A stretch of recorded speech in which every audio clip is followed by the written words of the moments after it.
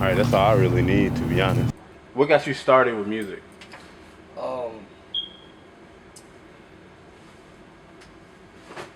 like Tupac, Michael Jackson, them was my two favorite artists, and I used to write poetry, and I know Tupac used to write poems before he was rapping. He was turning his poetry into music, and once I kind of found out about that, and I was already fucking with him real heavy, I just kind of slowly transitioned into that poetry phase into making music.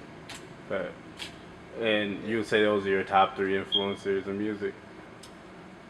Yeah, they definitely in the top three. Yeah. I say, Michael Jackson number one, Tupac number two, and if we're gonna say number three, I'd probably say Lil Wayne.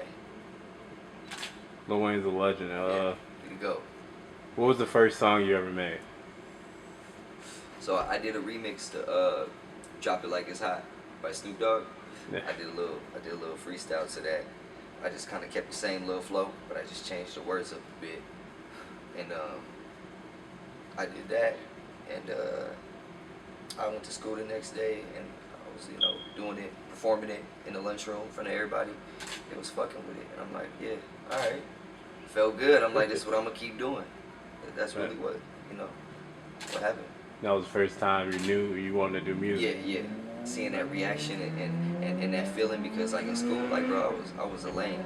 I was lame, like I was a little nerd, and like I used to get beat up all the time, and like I was the only light skinned dude in my whole school. You know what I'm saying? I grew up on the north side, so like me and my little brother and my little sister, we were like the only light skinned people in that whole school.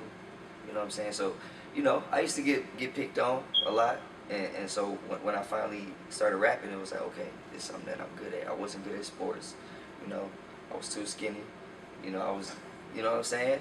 Like, so music was like, yeah, it felt good to like, for people to like kind of fuck with me for a change. And I was like, I'm gonna stick with this. Mm. That's really, I got it going. How did you get the name Skills? Um, well, okay, so I got,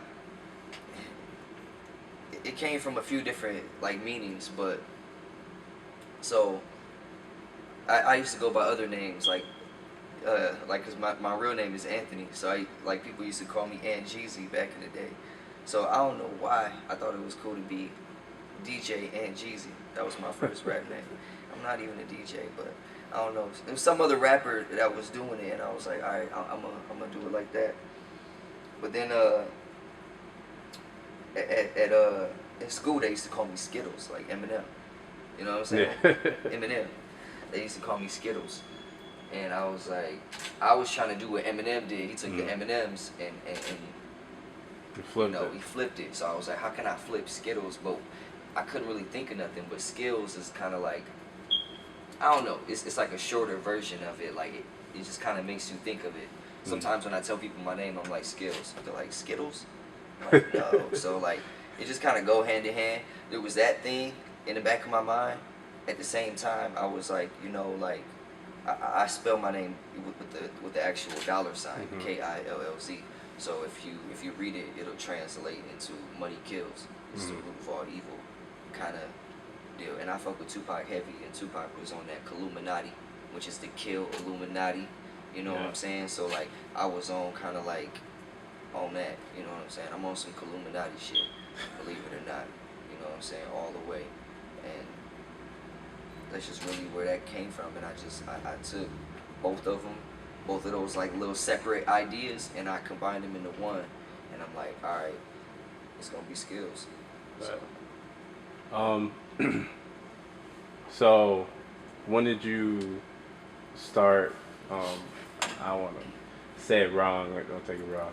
When did you start being serious for music, and you knew that was something you had to take serious? Okay, well,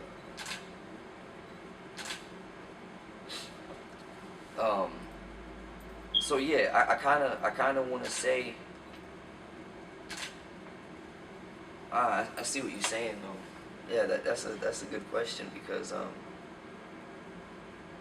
I don't know. I kind of think that that first day, like everything that I had been through in my life, just me personally, obviously, like only I will understand, but like everything I was going through at the time when I first did that first song I was telling you about, that feeling that I got, it was kind of like I wanted to hold on to that feeling forever.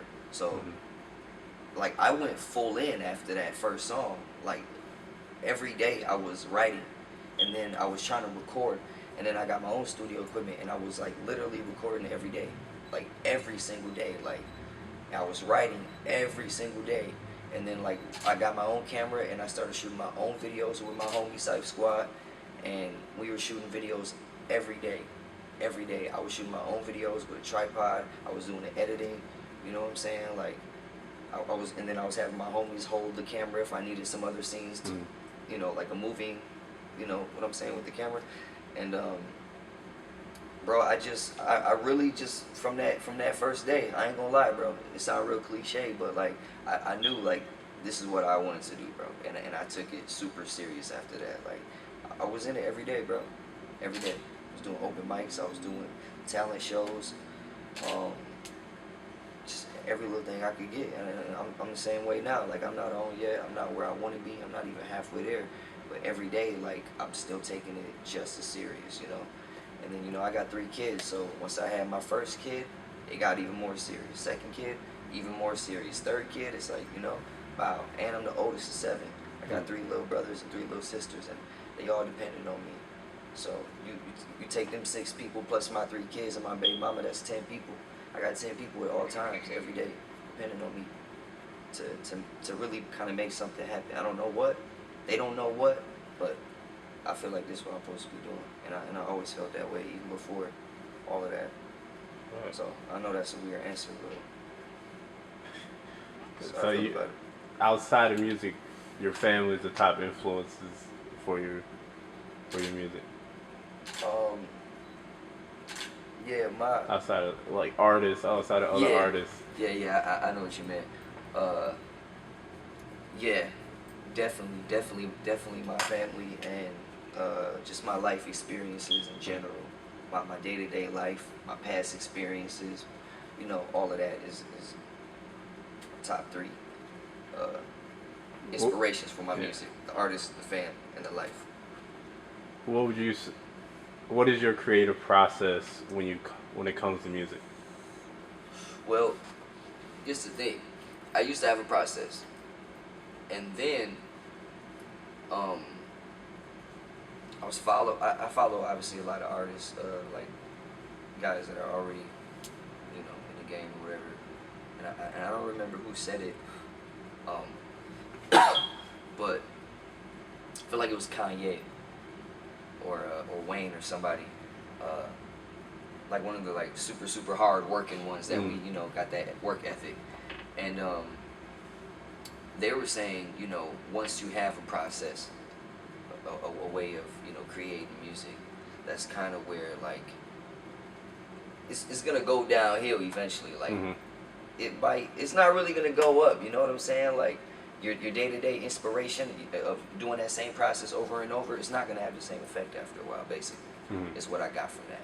So find a new way before it gets to that point to kind of change it up on yourself. Just like when you work out, you know, you got like you got to kind of like confuse your body. You know what I'm saying? Like if you do the same workout every time, like you're gonna start getting results, and then it's just gonna start being like redundant. It's not gonna go anywhere really. It's not gonna be super beneficial for you. So you kind of got to switch it up on yourself, and your brain is the same way. It's a muscle that we got to work out.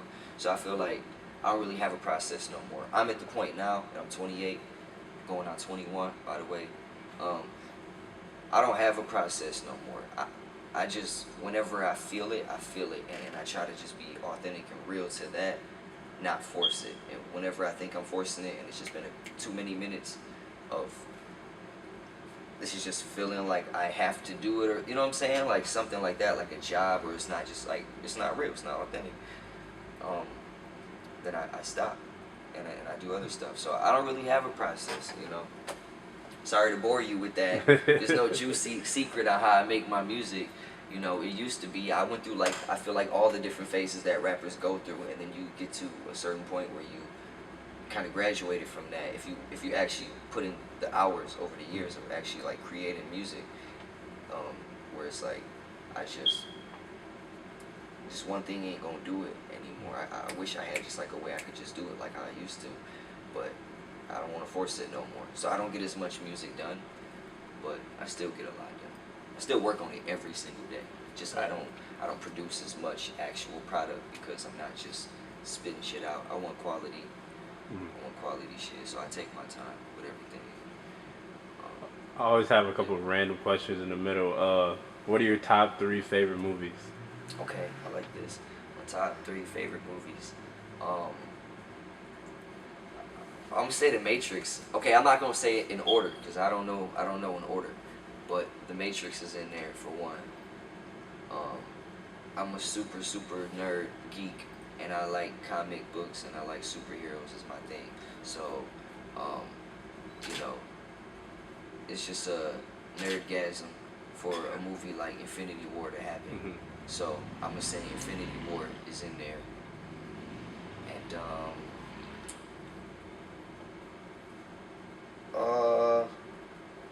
just because of like the memories, there's this movie called Blue Hill Avenue. I know exactly that movie. It's a BT lower budget movie, but the memories that me and my brother used to have watching that movie, and like, you know, yeah, that's my movie right there. I definitely remember that movie. I had that on DVD. I remember my mom and dad had that on DVD. I used to watch that shit at least once a week. Twinkie? Remember Twinkie the Pimp? That was a good movie, man. On what? It was. It was a good ass movie. It all came together at the end. It was all. Yeah. I watched that movie today. Yeah, good times, man. Good movie. Gotta go see that. Like we were talking about before the interview, you had a acting spot in Empire. How did you come about that opportunity? Okay, so a few different homies of mine both happened to let me know about fucking with a certain agency to where like you can get what's that called when you're doing the background stuff? Huh? You can get having like a high moment. Agency, you can get like acting gigs. Yeah, but like the non-speaking ones, I forgot what they're called. Like kind of extras. There you go. Yeah. Hi. So yeah, so he told me about getting the extra roles or whatever. You don't have to edit this, by the way. It's cool. It was a chat moment. It happens. So yeah, so he told me about the extras, and at first I was like, nah, I'm not gonna do it. But I told a couple of my other homies about it, and they hopped on it right away. So they told me the day before shooting, they had to be in Chicago to film. They had to be there at like 5 in the morning, right? Or like 8 in the morning. They hit me up at like 5 in the morning, 4 in the morning, and they were like, yo, we got picked to be on Empire. We gotta go in like a few hours. You sure you don't wanna go? And I'm like, nah, I'm good. Hung up the phone, went back to sleep. Well, I laid down, and then I was thinking about it. I was like, you know what? I am gonna do it. Why not? I'm already up. I was like, fuck it. I was super tired, yo. I had already been up for like 2-3 days straight of like just grinding. So I was like, I wanted to sleep, and I was so sad that damn near the sleep was gonna overpower my decision on going. You know what I'm saying? So I ended up going.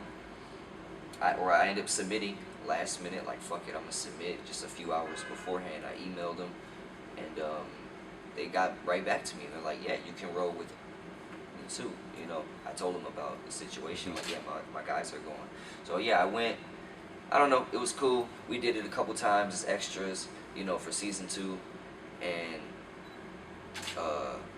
you know, I ain't gonna lie. Like, I started to feel it, and I'm like, I want to kind of level up in this a little bit, and I ended up getting the role, the character Rico that they gave me, and we did some work, and you know, I helped out on set with a lot of other stuff as well, like with wardrobe and you know, stuff of that nature, um, with other characters on the show, and yeah, you know, so I had the role, and then it was gonna get into something bigger, you know, for season 3, and you know, that's how it happened. That's how I got into the Empire thing. I just worked my way up. You know, I started as an extra, and then, you know, just kept showing my face. I was going every opportunity that I had, and you know, they noticed me. The owner of the show, or like the creator, he liked my look, and he came to me and said, you know, we want to give you a name, and we want to give you a full character, and we're going to put you on set with some of the major, you know, actors from the show, and we'll see where it goes, you know. And I was supposed to do certain things, and I dropped the ball. I chose other stuff instead of the acting, and I kind of dropped the ball on me. So, you know, Hey, overall, I picked the music. You know, the music was more important to me. It comes around. I feel like it'll come around. Yeah. You get more opportunities to do everything. I'm working on some new stuff. I'm not gonna ruin it yet, but I am working on some new acting. I'm gonna be in a couple movies. I got a couple commercials that I got, and I have, and I'm gonna be in a couple shows as well. So, I'm already been on Fox. I have my own commercial on BET, and my new commercial is gonna be dropping on VH1. So I'm on my 3rd channel coming this year. That's what's up. So, and then you're gonna be globalized on every channel. Yeah. It's coming. Everybody pick it up. That's what's up. So you take it. You got to take opportunities when they come. I feel like every opportunity is something. You're just gonna build on it. It's got to build your resume as a face, like who you want to be. Here we go.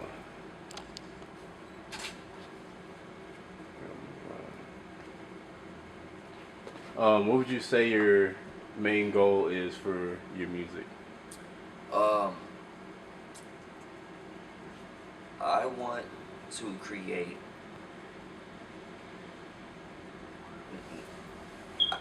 I want to open doors with the platform that I have, and that I could expand. That I'm going to expand.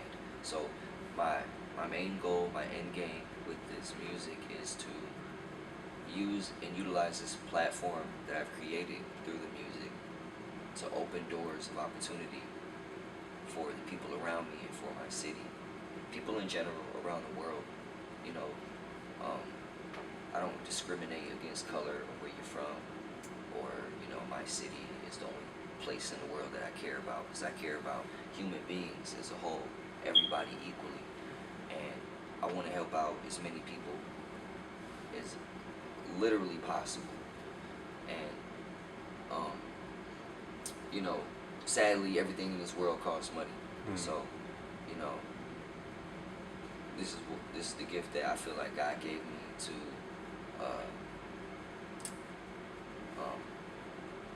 you know, provide, you know, for my family and whatnot. Like, this is the gift that I got that's gonna help me make money. You know, everybody has their one gift, whether you know, you're good at painting or doing roofs, or, you know, flipping burgers, or whatever the case may be. That's how, you know, you making a living. And I feel like my thing is rap. I'm not good at a lot of other stuff, and I don't care about it. I don't want to be. I'm not trying to be. This is what I like to do.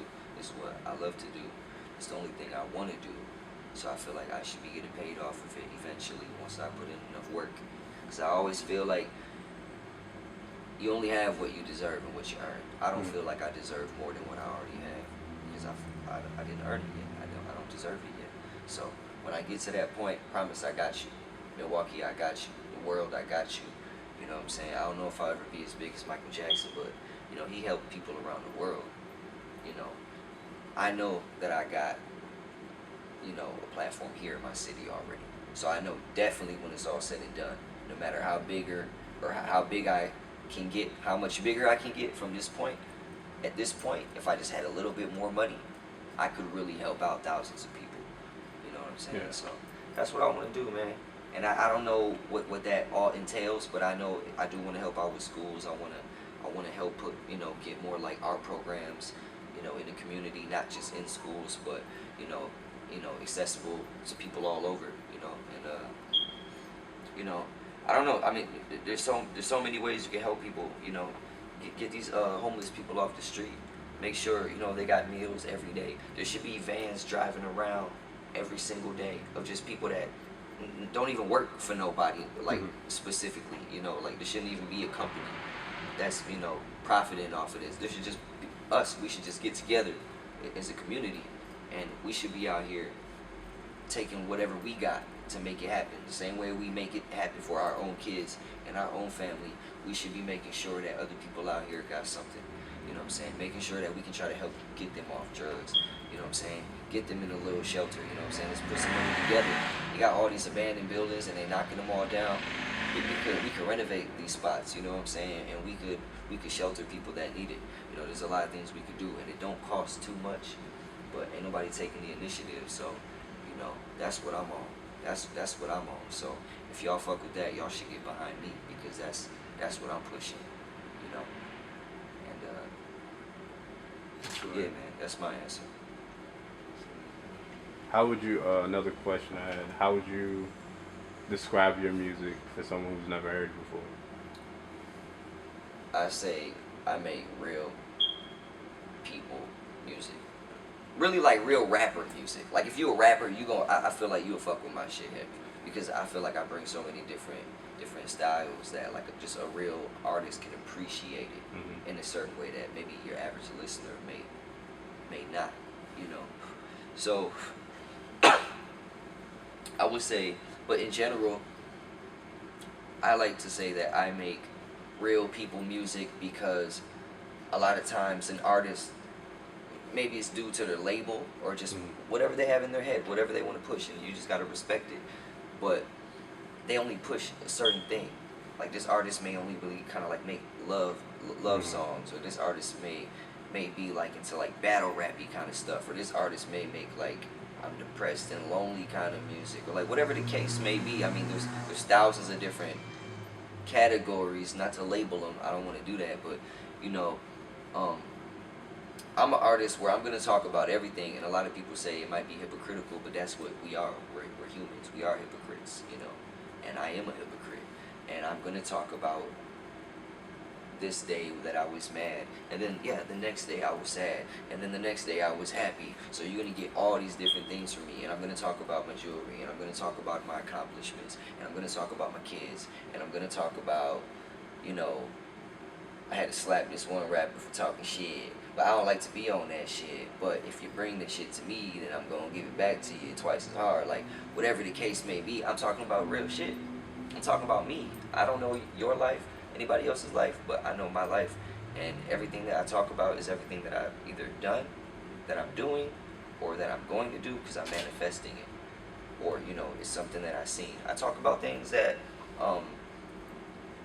I make up. Like I might write like a love song or like a heartbreak kind of song, where I'm talking about, oh yeah, you left me and got a new man, blase blase, but that didn't really happen to me. But I know somebody that it did happen to, and even if I didn't, I know there's somebody out there going through it. So I'll make that kind of song so you can relate, and hopefully it'll help you. Hopefully it's therapeutic, So I make all different kinds of things, and a lot of people say like that's what's hindering me from getting a little bit further in whatever aspect that may mean in their mind. But I feel like maybe that's true a little bit, because I'm all over the place. But that's what makes me happy, and it's therapeutic to me, because I get to express everything that I'm feeling, and I don't have to worry about, oh man, I want to talk about this because I'm going through it, but I shouldn't talk about that because my audience is not my fans like it all. Feel like either way. Hit the space right behind you. Oh, okay. We can actually talk about that a little bit. Still free. What does it mean? What is the meaning behind it? Okay, so still free is okay. So never ever have I ever like quit making music before in my life since I been making music. Yeah. And a couple years ago, in November 2016, my pops, he passed away, and you know, I was really going through it, and you know, our mom is already gone, so my little brothers and sisters, you know, there's 7 of us total, and I'm the oldest, so, and I have my own 3 kids, like I was saying earlier, like I was really going through it, and I was feeling the pressure, and it was just like, I felt so selfish at times, even, because this music ain't free, and I ain't getting paid like that off the music, like, I'm working other ways to get everything that I have, and to pay for the music, you know, it's expensive, you know what I'm saying, you know what it is, like, I'm paying like $50 an hour to record, because I want quality music, and just that alone is a lot of money at times, and I just felt like I couldn't afford to do what I wanted to do, because I just don't want to go to my homie's crib and just record for free. Like, I want quality, I want the best quality, I want the best videos, and you got to pay for that, you got to pay for that, you know, and I couldn't afford it, and I'm like, well, if I can't do it the way that I want to do it, then maybe it's time that I can't focus on music right now. So I stopped doing music for like a whole year, and then I just came back to doing music, and it's only been like 15 months, 16 months. So in this 16 months since I came back, I only dropped 1 project, and it's called For Free. And I did that, and it's because it's for free. It was for the fans, and you know, it's 80 minutes of music. It's the most that a CD can hold. It's 80 minutes. So it's like my little niche. I always done that. I filled up the whole CD. It's on Audio Mac, by the way, for free. And I got into a little legal thing that I'm going through. Like, I have to go get locked up soon. I have to go to jail for a few months over something that happened at the end of February, beginning of March. I'm out on bail right now. I've been out on bail. I've been fighting my case for months, ever since. So, and it's coming to the point where I'm about to get sentenced, and I'm about to go do a little time. So, it just made sense that, in my mind, like, the music that I'm giving them is free anyways. I got this thing that in my mind I'm gonna call it like the freebies, the freebies series.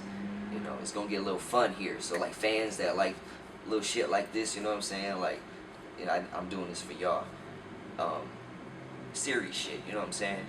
And so yeah, the second one is still free because I'm still free. I get sentenced on the 28th of September, so I'm gonna drop the tape on the 22nd.